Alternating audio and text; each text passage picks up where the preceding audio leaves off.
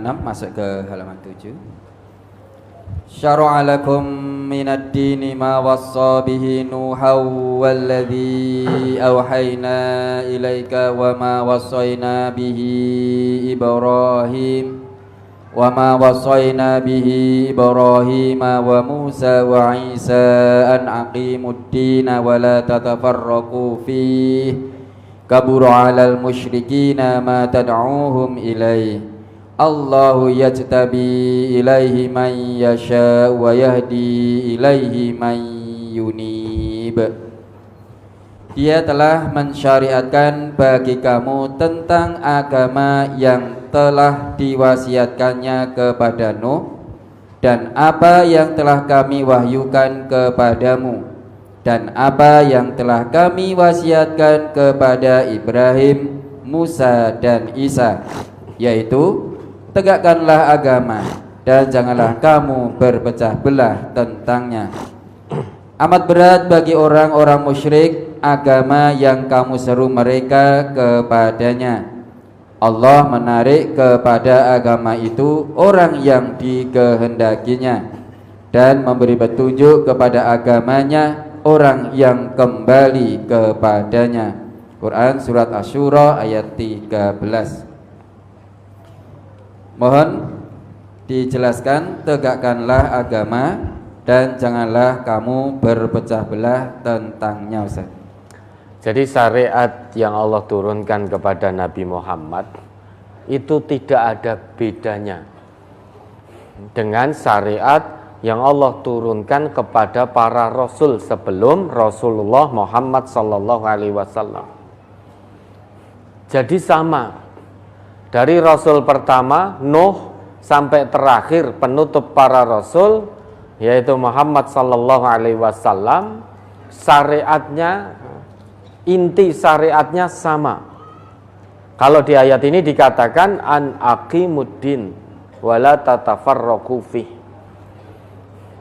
tegakkan agama dan jangan berpecah belah dalam beragama. Artinya harus satu, bersama dalam kebersamaan ini. An aqimuddin. Kalau di An-Nahl tadi inti seruan para rasul itu sama. Ani'budullah wajtanibut taghut, menyeru kepada ketauhidan. An aqimuddin, tegakkan agama, yaitu agama tauhid. Tidak ada agama di sisi Allah selain Islam. Innad dina indallahil Islam. Agama di sisi Allah ya Islam, tidak ada agama selain Islam. Maka di sini an aqimuddin berarti tegakkan agama Islam wala tatafarraqu fih, dan jangan bercerai-berai tentang Islam. Islam satu, umat Islam harusnya menyatu. Karena agamanya satu-satunya ya Islam, tidak ada agama yang lain di sisi Allah. Lah, menegakkan agama ini identik dengan menegakkan sholat. Jadi para rasul dulu syariatnya juga sholat. Inti utamanya setelah menyeru kepada ketauhidan, mengesahkan Allah, kemudian sholat. Sama. Jadi sholat itu, perintah sholat, syariat sholat tidak hanya ada pada apa yang dibawa oleh Rasulullah saja. Para rasul juga punya mendapat syariat sholat. Coba diingat itu Nabi Musa, Quran Surat Toha ayat 14. Syariatnya juga sholat. Jangan dikira hanya syariat Nabi Muhammad saja yang isinya memerintahkan umatnya untuk sholat. Karena agama ini satu, yaitu Islam. Maka para rasul juga diutus membawa Islam. Islam identik dengan sholat. Maka para rasul pun juga mendapat syariat itu, yaitu sholat. Nabi Musa itu juga sholat. Quran Surat Toha ayat 14. Surat Toha, surat ke-20 ayat 14. Innani anallahu la ilaha illa ana fa'budni wa aqimis sholata li dzikri. Nah, sesungguhnya aku ini adalah Allah. Tidak ada Tuhan yang berhak disembah selain aku. Maka sembahlah aku dan dirikanlah sholat untuk mengingatku. nah, ini perintah Allah pada Nabi Musa. Innani anallah la ilaha illa ana fa'budni wa aqimis sholata li dzikri.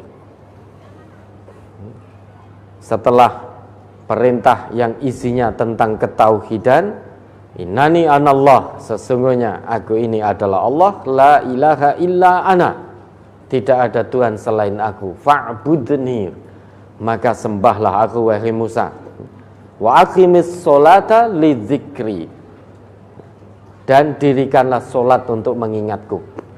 Tanda bukti seseorang hanya menyembah kepada Allah saja adalah dengan solat.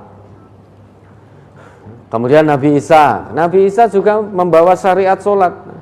Coba diingat itu Quran surat Maryam, surat ke-19 ayat 31 sampai 32 atau sampai 33 itu.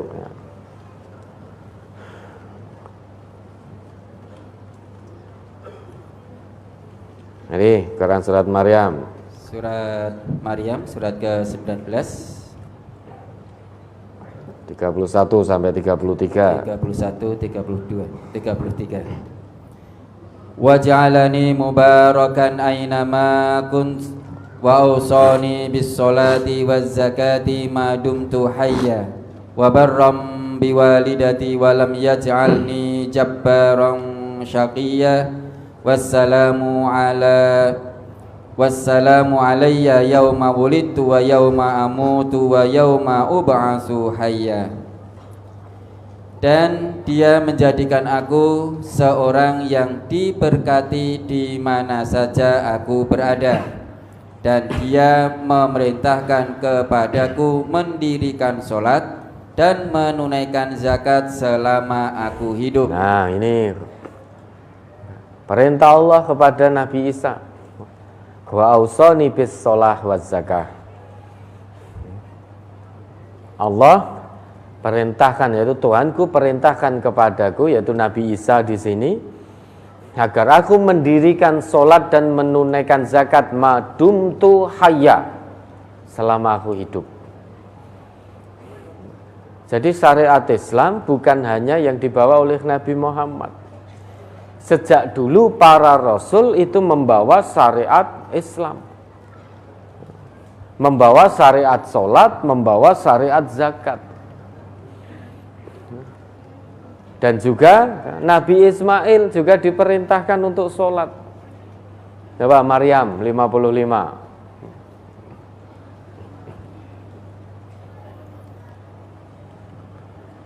Wa kana ya'muru ahlahu bis salati waz zakati wa kana 'inda rabbih mardiyya. Dan dia menyuruh ahlinya untuk bersembahyang dan menunaikan zakat, dan ia adalah seorang yang diridhoi di sisi Tuhannya. Nah, ini Allah perintahkan pada Nabi Ismail agar Nabi Ismail ini perintahkan keluarganya untuk sholat dan zakat kalau ingin diridhoi oleh Allah. Lah kita tarik dalam kehidupan kita.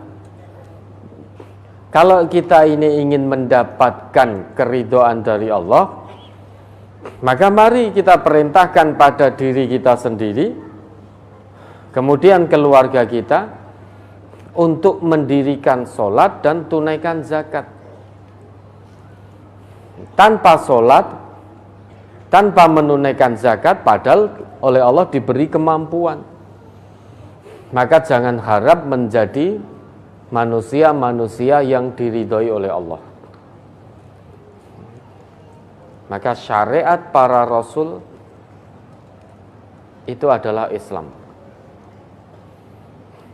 Inti seruannya adalah ketauhidan. Sebagai bukti bahwa dia betul-betul mentauhidkan Allah, maka dia sholat. dia zakat dan ibadah-ibadah ritual lainnya. Sehingga kesimpulannya, apa yang diberikan oleh Allah kepada Nabi Muhammad itu sama dengan apa yang diberikan Allah kepada para rasul sebelum Rasulullah sallallahu alaihi wasallam. Sama-sama iqamatuddin wa adamut tafarruq fiddin wa adamul furqah fiddin. Ya, mendirikan agama dan jangan bercerai-berai dalam agama itu.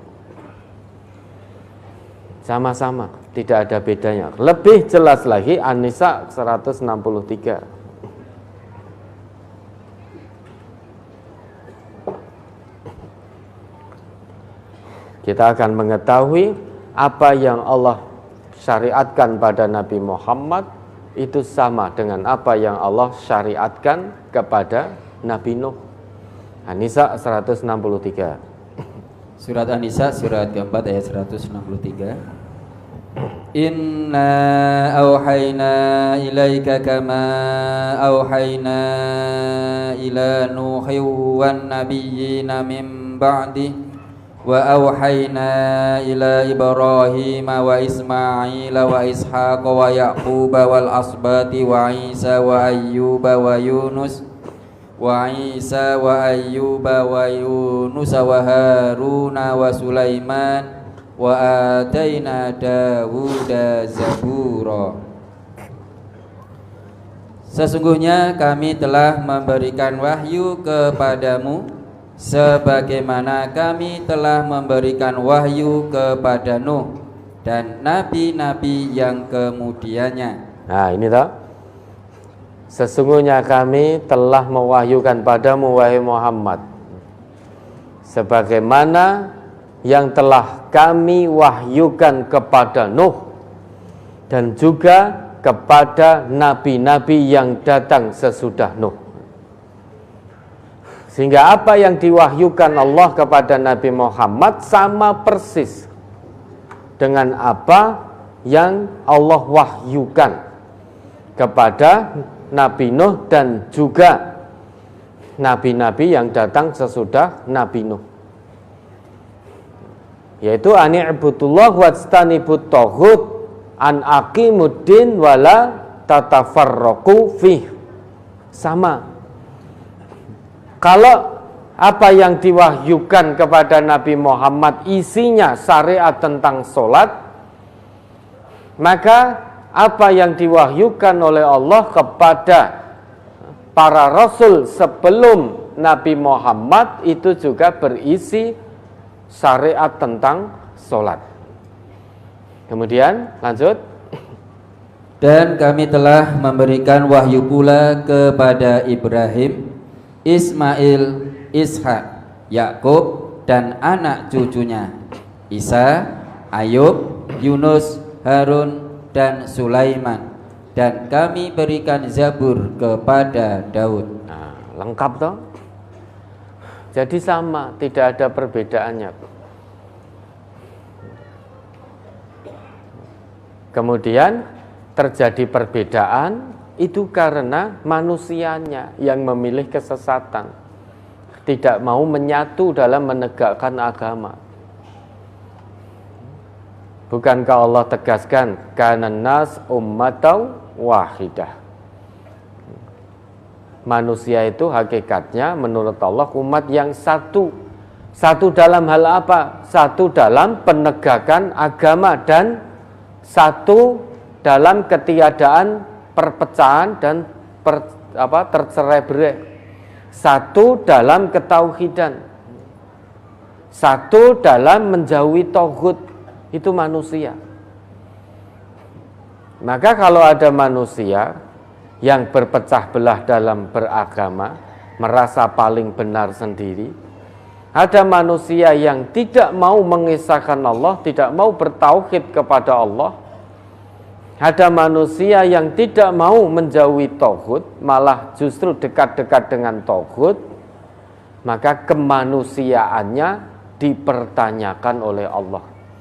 berarti telah keluar dari esensi tujuan penciptaannya. Sekalipun wujudnya masih manusia dan masih ambegan, masih hidup, namun ternyata di sisi Allah sudah tidak dianggap manusia. Bahkan oleh Allah dianggap lebih hina daripada binatang. Oleh Allah bahkan dianggap lebih hina daripada segawon. Apa itu segawon? Nah, jenengan lo ya, sing mengatakan walau syi'na la rafa'nahu biha walakinnahu akhlada ilal ard wattaba'a hawa famathaluhu kamathalil qalb in tahmil alaihi yalhaz au tatrukhu yalhaz. Coba diingat ayatnya. Persis seperti segawon. Di ayat lain dikatakan lebih hina daripada binatang. Karena dibekali oleh Allah fitrah. Fitrah itu bisa membedakan mana yang hak, mana yang batil. Fitrah itu kemauan dan kemampuan untuk mengikuti agama tauhid. Kok malah milih kesesatan. Maka dia sama persis dengan anjing. Bahkan lebih hina daripada binatang. Kalau binatang tidak punya fitrah sehingga tidak bisa membedakan mana yang hak, mana yang batil, mana halal, mana haram. Itu tidak bisa. Maka binatang itu kalau kawin tidak harus ijab qabul dulu. Karena adanya hawa nafsu. Ya pengen kawin ya kawin. Lah manusia ini punya fitrah. Ya, kalau pengen kawin harus ditandai dengan ijab qabul dulu, sah secara agama. Tetapi tampaknya saat ini banyak manusia pengen kawin wis langsung kawin ngono wae. Sehingga dia lebih hina daripada binatang di sisi Allah. Wujudnya menungso, tapi lebih hina daripada binatang. Binatang wajar pengen kawin langsung kawin. Karena tidak bisa membedakan ini halal, ini haram, ini hak, ini batil. Wong nggak punya fitrah, nggak punya akal sehat. Manusia dibekali fitrah, dibekali nurani, dibekali akal sehat. Masa perilakunya lebih hina daripada binatang? Sudah ditunjukkan jalan halal, kalau pengen kawin harus dengan ijab qabul, maka itu menjadi pintu halal. Lah kok malah seluku-seluku batok itu. Pengen kawin, udah gitu saja tanpa ijab qabul. Maka lebih hina, lebih rendah daripada binatang. Dia bisa membedakan. Ini kalau hubungan intim tanpa ikatan akdun nikah, ikatan nikah tanpa ijab qabul yang sah sesuai Islam, maka ini zina. Dia tahu itu. Bahkan sudah punya istri, sudah punya suami, ngakunya juga Islam, banyak yang selingkuh. Padahal ya sholat. Jangan dikira orang sholat tidak ada yang selingkuh. Banyak. Maka fawailul lil musallin, celaka bagi orang-orang yang sholat. Sholat kok celaka? Oh ternyata alladzina hum an sholatihim sahun, dia lalai terhadap fungsi sholatnya. Sholat kok selingkuh, sholat kok korupsi, sholat kok zina, lalai sudah, maka celaka. Orang sholat tapi celaka. Harusnya orang sholat itu selamat, tapi ini kok Allah katakan orang sholat celaka. Ternyata banyak orang sholat, dia lengah, lalai terhadap fungsi sholatnya. Maka lebih hina dari binatang. Sama dengan anjing itu. Intatruk alaihi yalhaz, intahmil alaihi yalhaz, au tatrukhu yalhaz. Anjing itu kalau kita halo atau tidak kita halo tetap melet. Pernah jenengan melihat anjing mingkem? Anjing mingkem seperti panjenengan, seperti kita pernah? Anjing itu ngomong melet terus itu. Dihalo, diusir tetap melet. diteke duduk santai tetap melet. Ya. Mungkin kalau pas tidur itu mungkin anjingnya tidur mungkin mingkem, sedang tidak beraktivitas, aktivitas tidur. Tapi kalau dia terjaga ya isoe mung melet. Ya. Mari diingat itu. Al-A'raf 176. Surat Al-A'raf surat ke-7 ayat 176. Walau syi'na la rafa'nahu biha walakinnahu akhlada ilal ardi wattaba'a hawah famasaluhu kamasalil kalb in tahmil alaihi yalhas aw tatrukhu yalhas dzalika masalul qaumil ladzina kadzdzabu biayatina faqsusil qasasa la'allahum yatafakkarun. Dan kalau kami menghendaki, sesungguhnya kami tinggikan derajatnya dengan ayat-ayat itu, tetapi dia cenderung kepada dunia dan menurutkan hawa nafsunya yang rendah. Maka perumpamaannya seperti anjing, jika kamu menghalaunya, diulurkannya lidahnya, dan jika kamu membiarkannya, dia mengulurkan lidahnya juga. Demikian itulah perumpamaan orang-orang yang mendustakan ayat-ayat kami.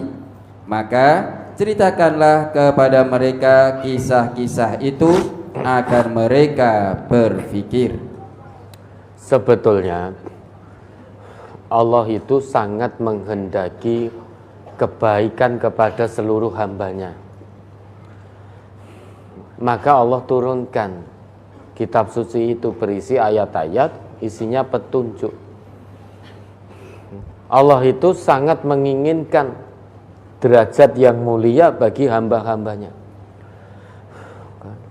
Namun hambanya sendiri yang tidak ingin dimuliakan oleh Allah, sehingga memilih kehinaan.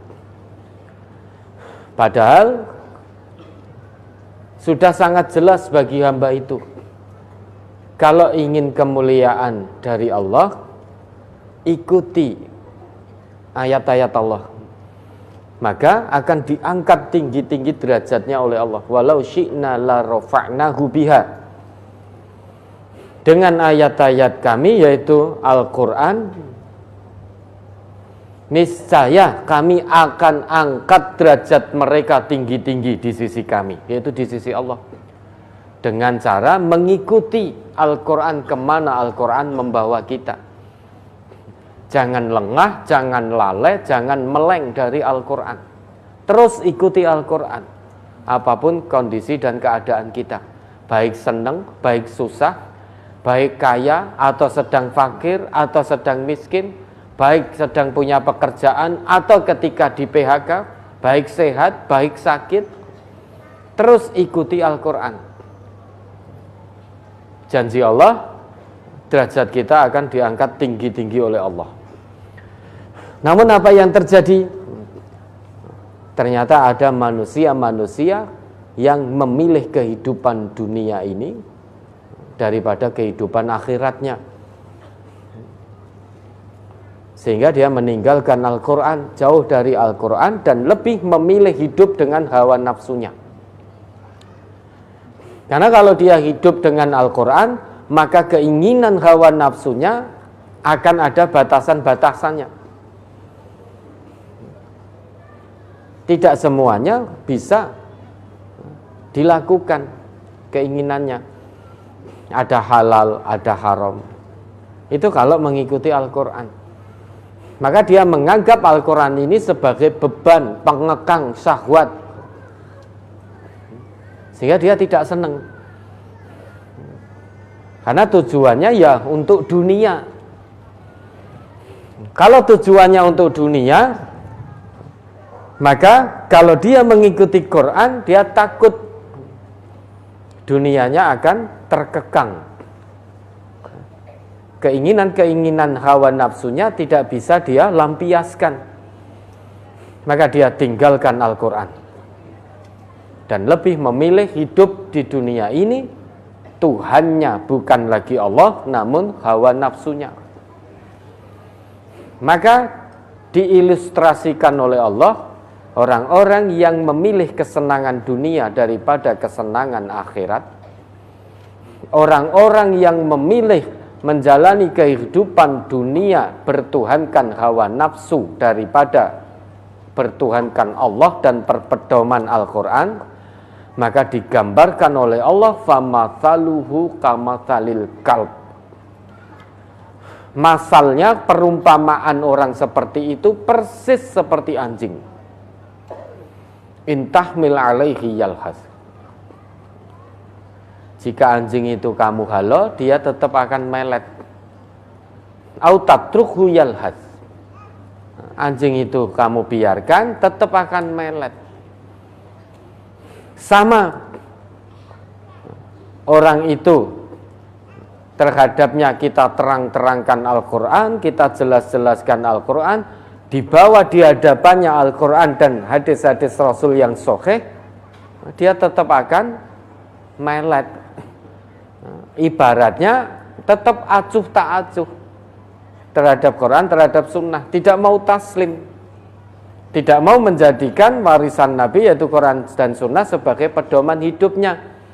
Kenapa? Karena mereka tidak menginginkan kemuliaan di sisi Allah. Yang dia inginkan, dia seperti anjing. Maka percuma, sama saja. Ayat-ayat Allah dijelas-jelaskan, tetap tidak digubris.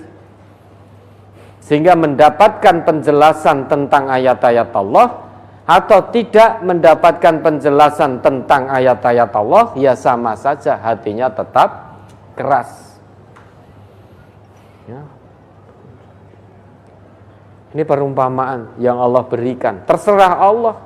Allah mau memberi perumpamaan orang-orang yang durhaka, orang-orang yang mendustakan ayat-ayatnya, mendustakan Rasulnya, hidup di dunia dengan hawa nafsu. Terserah Allah.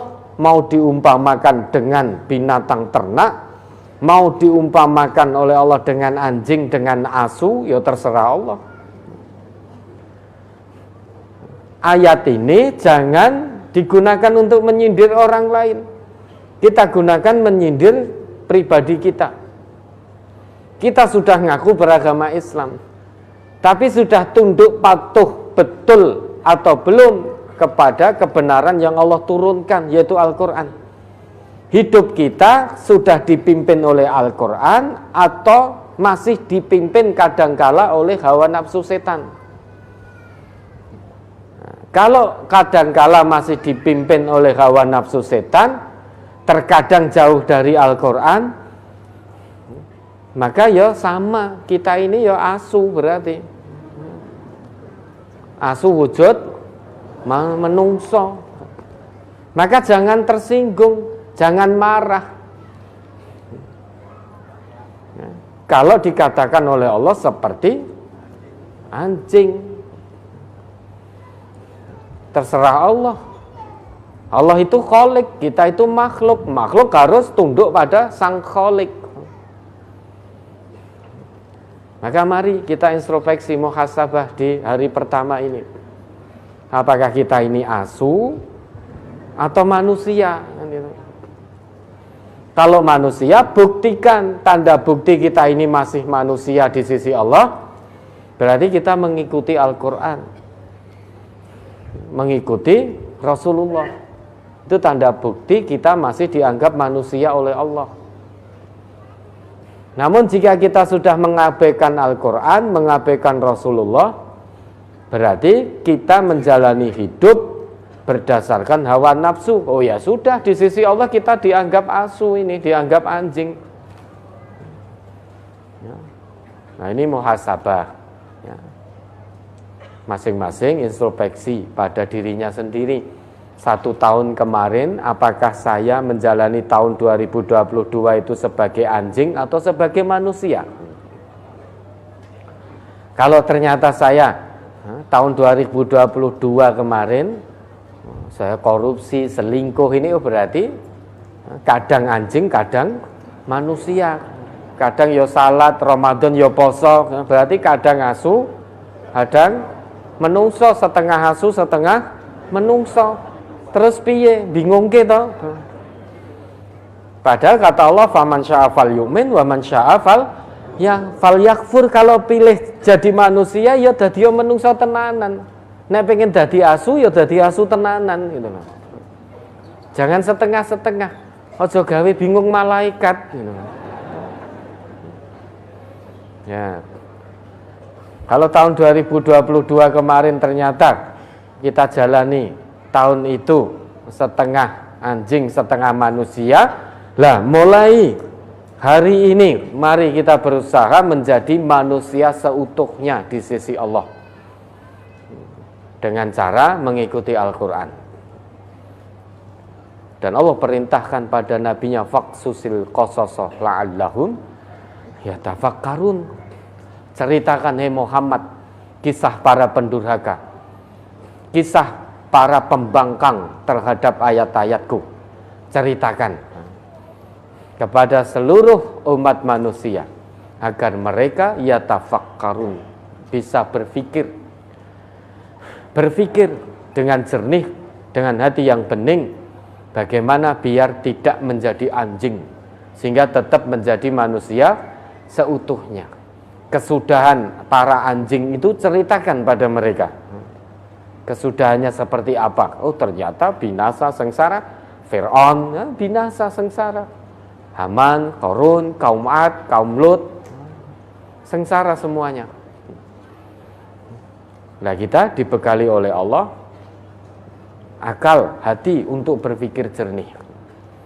Maka biar tidak seperti anjing-anjing ya, seperti mereka, ya kita ikuti Quran. Dengan demikian menjadi manusia seutuhnya di sisi Allah. Ya, ada lagi. Halaman 9. Innaka la tahdi man ahbabta walakinnallaha yahdi man yasha wa huwa a'lamu bil muhtadin. Sesungguhnya kamu tidak akan dapat memberi petunjuk kepada orang yang kamu kasihi, tetapi Allah memberi petunjuk kepada orang yang dikehendakinya, dan Allah lebih mengetahui orang-orang yang mau menerima petunjuk. Al-Qasas ayat 56. Apakah kita boleh berharap kepada Allah semoga orang yang kita kasihi mendapat hidayah dengan selalu mohon hidayah dalam doa-doa kita, Ustaz? Boleh ya. Misalkan di dunia ini ada orang yang kita cintai, kita kasih, keluarga kita misalkan. Namun kebetulan sampai hari ini masih memilih jalan selain Islam. Maka kita boleh memohonkan kepada Allah agar orang yang kita cintai, kita kasih itu mendapatkan petunjuk, dibukakan hatinya sehingga mendapat hidayah petunjuk dari Allah, sehingga mau meraih petunjuk dari Allah itu. Yang tidak boleh itu kita memohonkan ampun, tidak boleh. Sekalipun itu bapak-bapak kita, orang tua kita, anak kita, kalau mati dalam keadaan kafir di luar Islam, maka kita tidak boleh memohonkan ampun. Tapi selama masih hidup, kita boleh berdoa pada Allah agar dibukakan pintu hatinya sehingga bisa menerima hidayah dari Allah. Kalau memohonkan ampun dilarang oleh Allah. At-Taubah ayat 113. Maka nalin nabiyyi walladzina amanu ayastaghfiru lil musyrikin walau kanu uli qurba. Mari diingat itu. Surat At-Taubah surat ke-9 ayat 113. Maka nalin nabiyyi walladzina amanu ayastaghfiru lil musyrikin walau kanu uli qurba min ba'di ma tabayyana lahum annahum innahum ashabul jahim. Tiadalah sepatutnya bagi Nabi dan orang-orang yang beriman memintakan ampun kepada Allah bagi orang-orang musyrik, walaupun orang musyrik itu adalah kaum kerabatnya. Sesudah jelas bagi mereka bahwasanya orang-orang musyrik itu adalah penghuni neraka jahanam. Kalau ada kerabat kita meninggalkan dunia ini dalam keadaan kafir musyrik, maka kalau kita ini benar-benar beriman kepada Allah, maka kita dilarang oleh Allah memohonkan ampun atas dosa-dosanya. Jangan ditawar. Lah itu bapak saya, ibu saya, anak saya. Mbuh bapakmu, mbuh ibumu, mbuh anakmu, mbuh kancamu, mbuh saudaramu kalau mati dalam keadaan di luar Islam, kafir, musyrik, maka nalin nabi walladzina amanu ayastaghfiru lil musyrikin. Tidak pantas bagi Nabi dan orang-orang yang beriman memohonkan ampun bagi orang-orang musyrik. Walau kanu uli kurba, meskipun orang-orang yang mati dalam kekafiran dan kemusyrikan itu adalah kerabat mereka. Min ba'di ma tabayyana lahum annahum ashabul jahim. Setelah nyata bagi mereka bahwa orang-orang yang mati dalam kekafiran dan kemusyrikan itu penghuni jahanam. Ini ketetapan Allah. Jangan mencoba-coba untuk menawar ketetapan Allah. Agama itu hanya ada dua, if'al dan la taf'al. Kerjakan, jangan kerjakan. Kalau ini ada larangan Allah seperti ini, ya sudah, jangan coba-coba mengerjakan. Jangan coba-coba memohonkan ampun atas saudara-saudara kita yang meninggal dalam keadaan kafir, dalam keadaan musyrik. Kalau kita mohonkan ampun berarti kita melanggar larangan Allah ini. Kalau kita melanggar larangan Allah berarti dosa yang akan kita dapat. Kepinginnya memohonkan ampun atas dosa-dosa saudara yang meninggal, ternyata malah kita mendapat dosa dengan menerjang larangan Allah. Tapi selama masih hidup kita boleh, dan Nabi kita juga berdoa kepada Allah agar kaumnya mendapat petunjuk. Allahumma hdi qaumi fa innahum la ya'lamun. Ya Allah, berilah hidayah kepada kaumku karena sesungguhnya mereka kaum yang belum mengetahui. Boleh memohonkan agar orang yang kita kasihi, keluarga kita, masih berada di luar Islam, tidak tunduk patuh pada Allah, kita mohon agar dibukakan pintu hatinya, agar diberi petunjuk oleh Allah. Itu boleh. Yang tidak boleh memohonkan ampun kalau dia meninggal dalam keadaan kafir dan musyrik. Ya, ada lagi. Halaman